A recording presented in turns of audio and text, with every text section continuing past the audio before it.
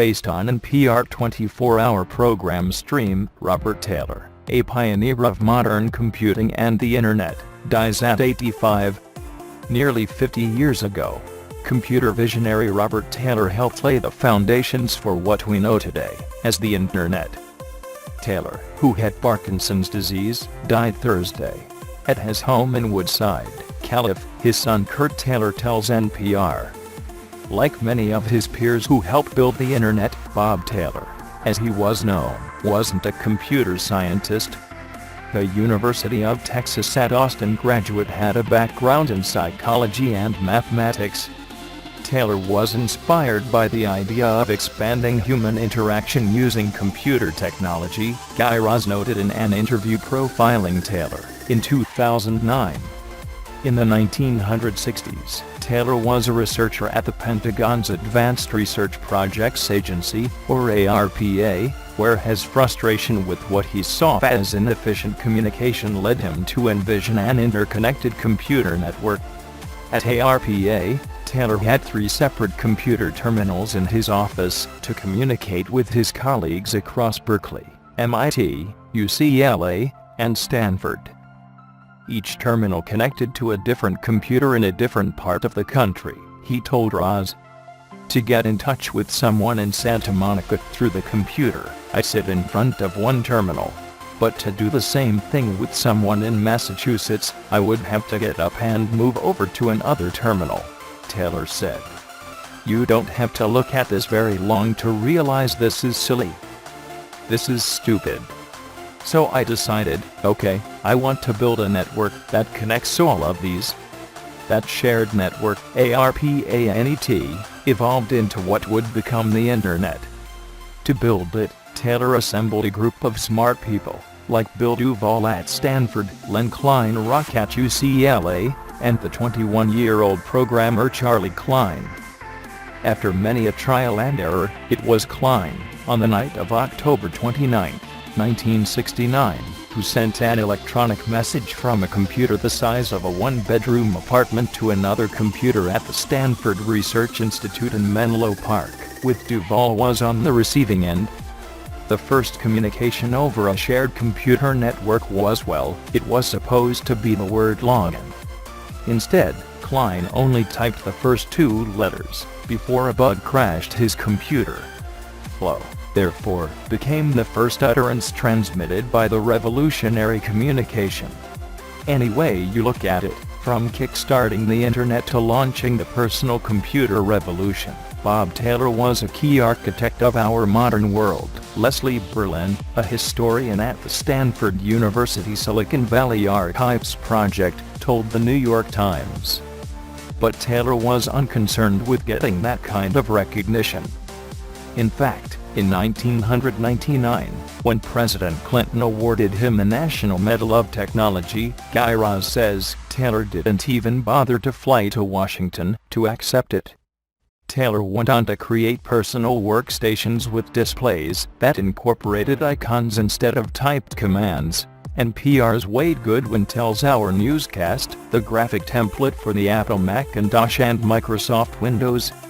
In addition to Kurt, Taylor is survived by his 2 other sons, Eric and Derek, and 3 grandchildren. Based on the Sydney Morning Herald, Robert Taylor, whose early vision helped create the Internet, dies at 85. Robert Taylor, whose ideas for using computers as communication devices were considered visionary, and who fostered several major advances that contributed to the development of the Internet and personal computers, died on April 13 at his home in Woodside, California. He was 85. He had Parkinson's disease, said his son, Kurt Taylor. Taylor was not strictly an inventor, but, as a research director at federal agencies and private research centers, he had an knack for finding the right people and ideas to make the digital revolution possible.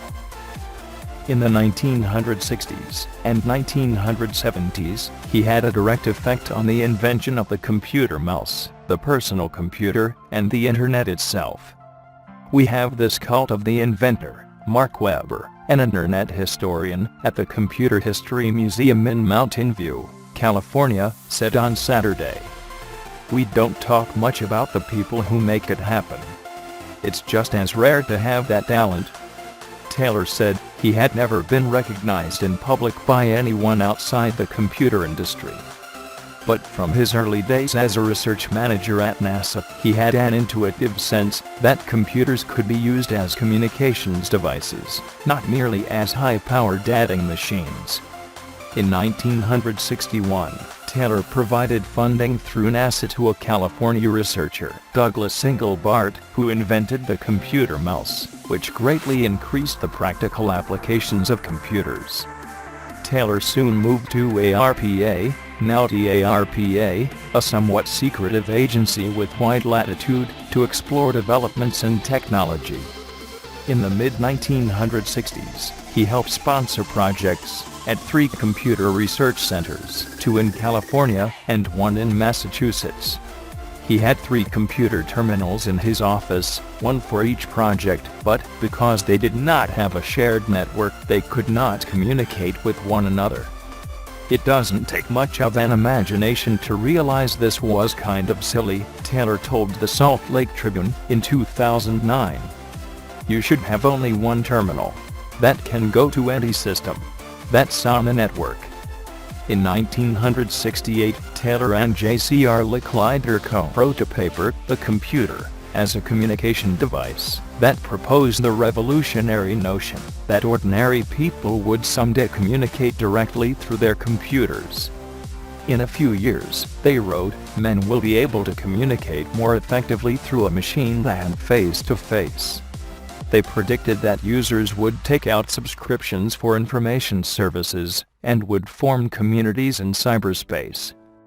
Email and other forms of online interaction will be as natural an extension of individual work as face-to-face communication is now. By 1969, researchers under Taylor's guidance had developed ARPANET, a system recognized as a forerunner of the modern Internet. Taylor left ARPA in 1969, then spent a year at the University of Utah, before moving to California in 1970 to develop a computer science laboratory for Xerox. He quickly built the Palo Alto Research Center into a premier Silicon Valley think tank. Asked by a Rolling Stone reporter in 1972 to describe his job, Taylor said, "It's not very sharply defined. You could call me a research planner." Researchers in his lab built the Alto, one of the first personal computers, along with file-sharing systems and an early word processing system that allowed users to cut and paste blocks of text. They also invented the first laser printer. Much to Taylor's frustration, Xerox saw his team's work as largely experimental. Except for making laser printers, the company never became a major player in the computer world. Instead, Steve Jobs was reportedly inspired to develop his first personal computers after visiting the research center in 1979. Robert William Taylor was born on February 10, 1932, in Dallas. He was adopted soon after his birth by a Methodist minister and his wife. Taylor served in the Navy during the Korean War, then majored in experimental psychology at the University of Texas at Austin, receiving a bachelor's degree in 1957 and master's degree in 1959. From 1983 until his retirement in 1996, Taylor directed a research laboratory at Digital Equipment and helped develop AltaVista, an early internet search engine. His marriage to Joanne Honold ended in divorce. Survivors include 3 sons and 3 grandchildren. In 1999, Taylor was awarded the National Medal of Technology by U.S. President Bill Clinton. He had a colleague pick up the medal, saying, "I don't intend to travel outside the Bay Area ever again, if I can avoid it." At his hillside home overlooking Silicon Valley, he grew tomatoes and kept up with new developments in the online world he helped create. Taylor had no major patents and said he had no regrets that the discoveries he inspired did not make him wealthy. "I was able to pick and choose who I worked with for close to 40 years, he told the San Jose Mercury News in 2000. "Who else can say that? That's the kind of life I had. I deliberately avoided the business world because frankly I didn't want to work with the idiots you have to work with in order to build a successful company." Based on Los Angeles Times, Robert W. Taylor, visionary figure in the birth of personal computing and the Internet, dies at 85. In 1968, Robert W. Taylor made a prediction that would guide the course of computer science for decades to come. In a few years, he wrote, "Men will be able to communicate more effectively through a machine than face-to-face." Taylor, who died Thursday at the age of 85, became the single most important force in making his own vision come true. As a civilian official at the Pentagon's Advanced Research Projects Agency in the 1960s, he approved the funding to launch the government computer network that would ultimately evolve into the Internet. And as one of the original laboratory chiefs at the fabled Xerox Palo Alto Research Center, or PARC, he supervised the work that produced the first personal computer, the graphical user interface that was the model for Microsoft Windows, and the Apple Macintosh display, the laser printer, the Ethernet local network, and many more advances. Based on the Seattle Times, Robert Taylor, key player in the information revolution. Robert W. Taylor was instrumental in creating the Internet and the modern personal computer. Like many inventions, the Internet was the work of countless hands. But perhaps no one deserves more credit for that world-changing technological leap than Robert W. Taylor, who died Thursday at 85 at his home in Woodside, California. Indeed, few people were as instrumental in shaping the modern computer-connected world as he. His seminal moment came in 1966. He had just taken a new position at the Pentagon, director of the Information Processing Techniques Office, part of the Advanced Research Projects Agency, known as ARPA, and on his first day, it became immediately obvious to him what the office lacked and what it needed. At the time, ARPA was funding 3 separate computer research projects and using 3 separate computer terminals to communicate with them. Mr. Taylor decided the department needed a single computer network to connect each project with the others. "I went to see Charlie Hertzfeld, who was the head of ARPA, and laid the idea on him," Mr. Taylor recalled in an interview with the New York Times. "He liked the idea immediately, and he took $1 million out of the ballistic missile defense budget and put it into my budget right then and there." His idea led to the ARPANET, the forerunner of the Internet. A half-decade later, at Xerox's Palo Alto Research Center in Northern California, Mr. Taylor was a key figure in another technological breakthrough, funding the design of the Alto computer, which is widely described as the forerunner of the personal computer. Nurturing the mouse, Mr. Taylor even had a vital role in the invention of the computer mouse. In 1961, he was about a year into his job as a project manager at the National Aeronautics and Space Administration, NASA, in Washington, when he learned about the work of a young computer scientist at Stanford Research Institute, later called SRI International. The scientist, Douglas Engelbart, was exploring the possibilities of direct interaction between humans and computers.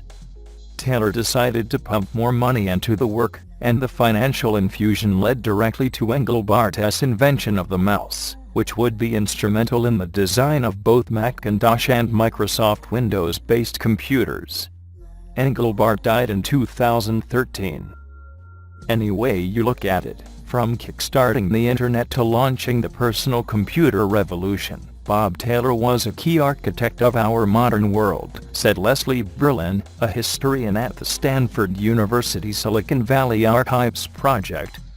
At NASA, Taylor became a friend and protege of J.C.R. Licklider, a psychologist and computer scientist who had written a pioneering paper. man-computer symbiosis. As much as any single document, the paper became a roadmap for the development of the Internet and the personal computer, and spectacular advances in artificial intelligence and robotics.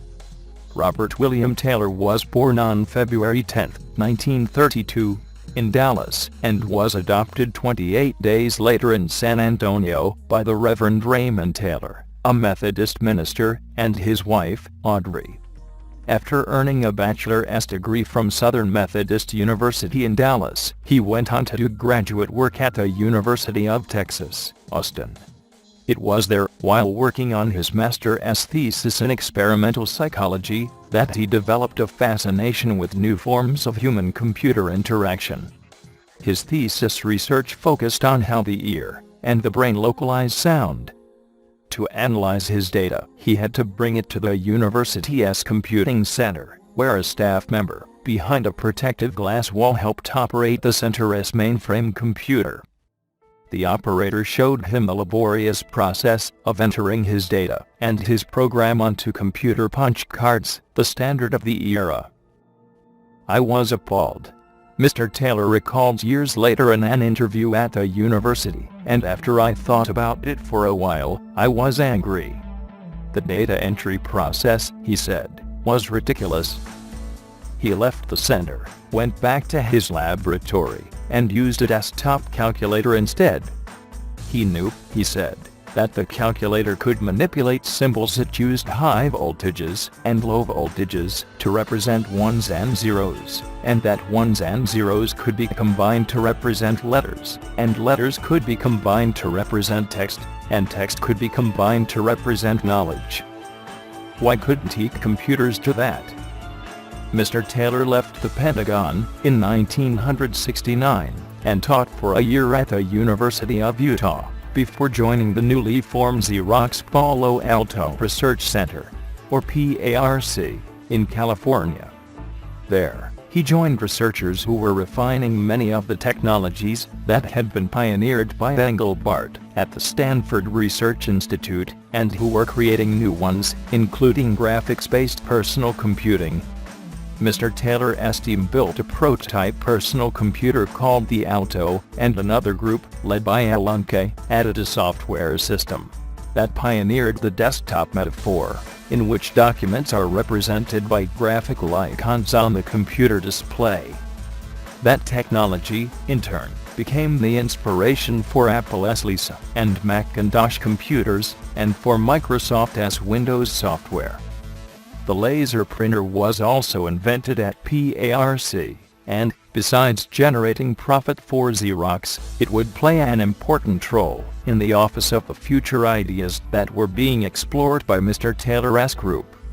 Visit by Steve Jobs. It was Steve Jobs, however, who profited the most when Xerox management allowed him to visit with Mr. Taylor's group at the Palo Alto Center.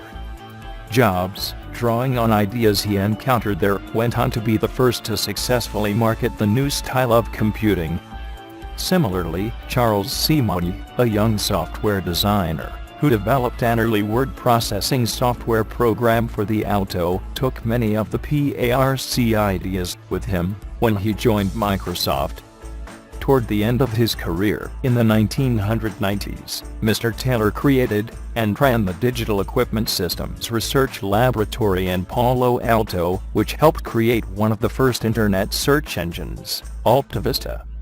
Mr. Taylor died of complications of Parkinson's disease, his son Kurt said. Besides Kurt, Mr. Taylor is survived by two other sons, Eric and Derek, and 3 grandchildren. His marriage to Joanne Honold ended in divorce.